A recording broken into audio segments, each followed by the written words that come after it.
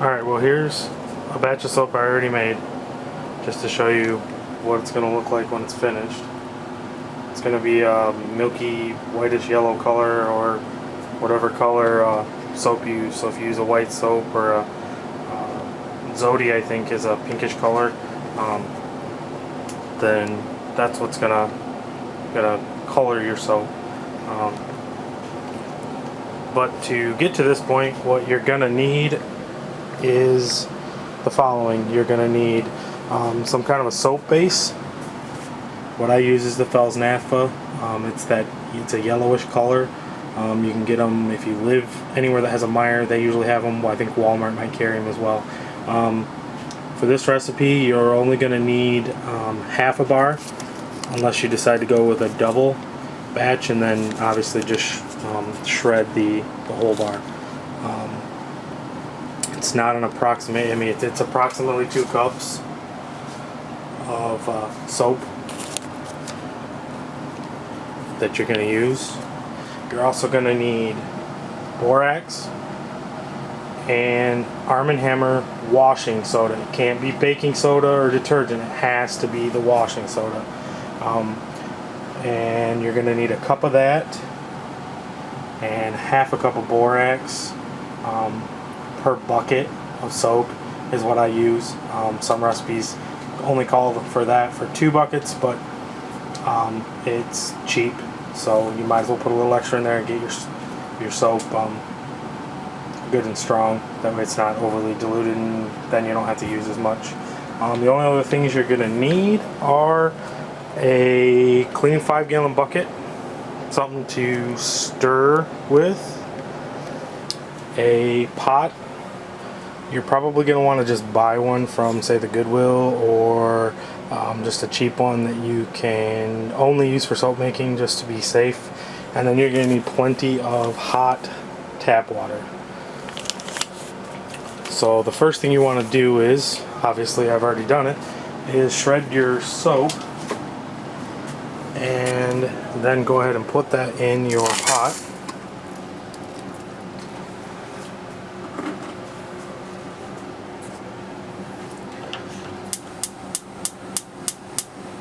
And we're going to cook the soap just to melt it. You want to get it hot enough to melt it, but you don't want it boiling. Just go ahead and add half a gallon of water, maybe.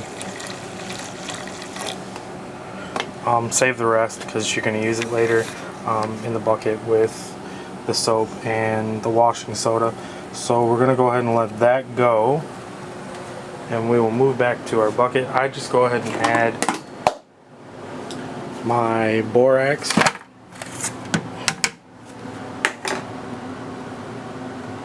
and the washing soda right into the bucket, empty, and then just pour in the remainder of the hot water that we had started with. And by doing that now, it'll go ahead and dissolve a little bit. That way when you add the rest, it'll be a little more incorporated. And if you want to, you can give it a stir. That's what I have the stick for, so that I can stir it all up.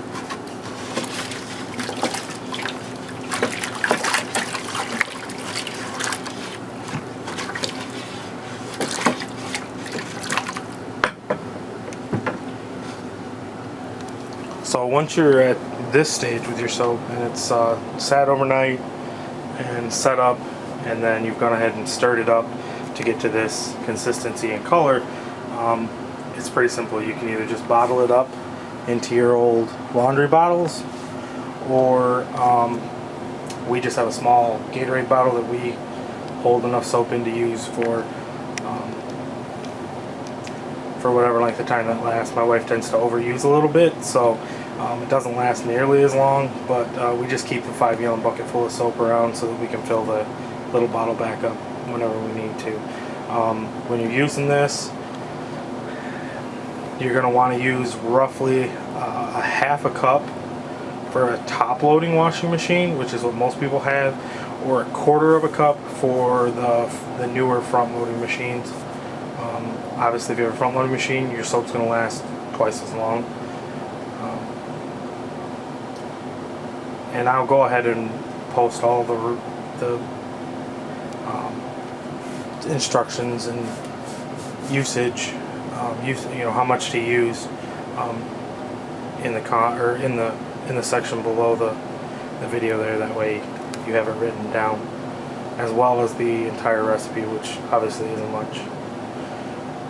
So I'm gonna go ahead and go back over here to our soap cooking, and as you can see, it'll start to foam up a little bit.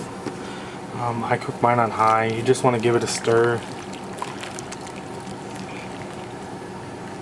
and you'll have a rough idea of when it's done, because you won't have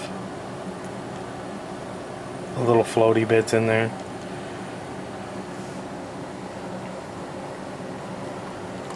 You're just going to want to gently stir this until the majority of that soap is incorporated.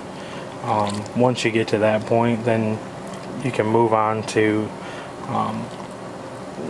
dumping it into the bucket.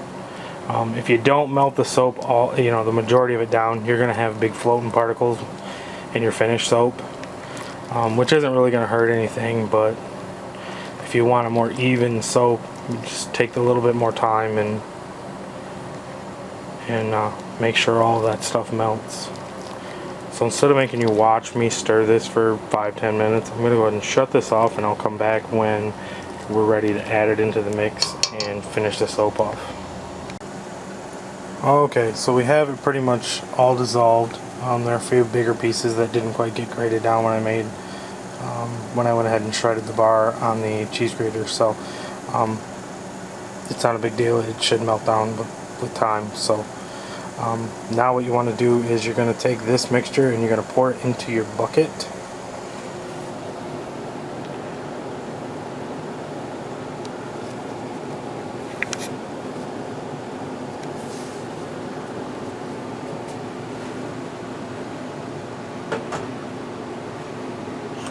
Obviously this pot is going to be hot, but alright, it's a little too hot for me to handle with one hand. So what I'm going to do is I'm going to shut this off, and I'll come back and show you once it's all added in, so I don't burn myself.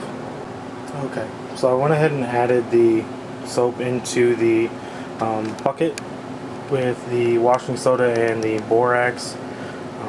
So now you have two options. You can leave this batch set overnight. Roughly 24 hours is probably the ideal time, and what it'll do is it'll set up, and you'll have a really thick gel. At that point, if you want to do it that way, then you're just going to go ahead and add the remaining amount of water to fill the bucket almost up, but you're going to want to leave yourself probably 2 or 3 inches at the top for the lid, and so that when you stir it up you don't slosh it all over the place. But you can add the remaining water now if you choose to, which is typically what I do. So I'm going to go ahead and add that, and then I will show you where I tend to stop adding water, so that I don't have soap all over my floor when I go to stir it up after the gel is set. Alright, so we went ahead and filled it up. Again, leave yourself some room at the top so that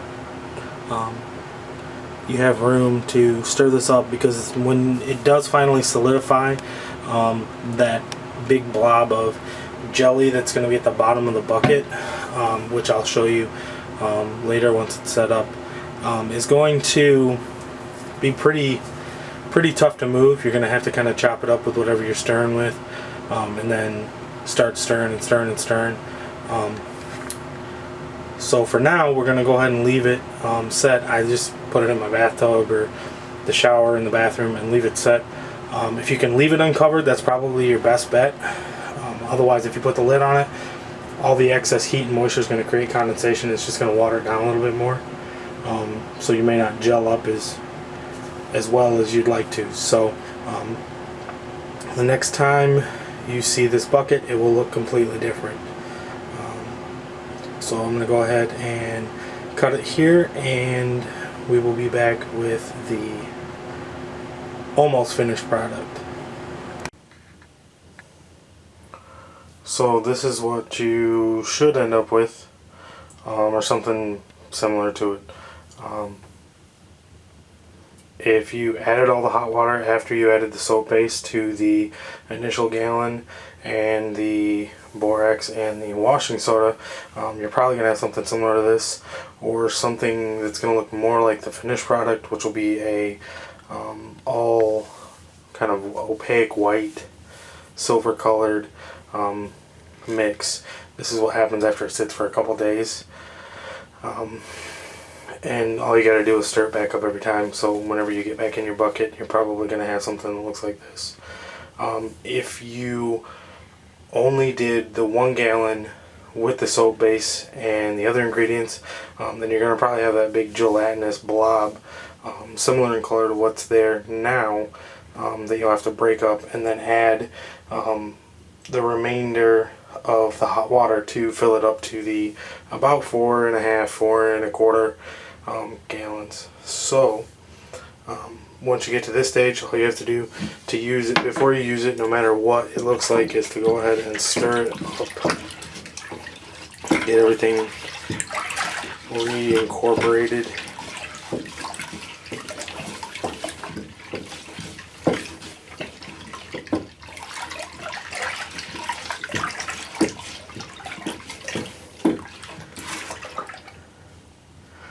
And once it's all a uniform mix like that, then all you have to do is bottle it up and start using it.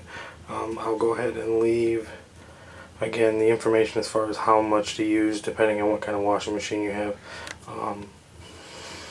and any other information that is important as far as this recipe goes. So if you have any questions, leave a comment, send me a message, and if I missed anything, I'll be happy to answer questions.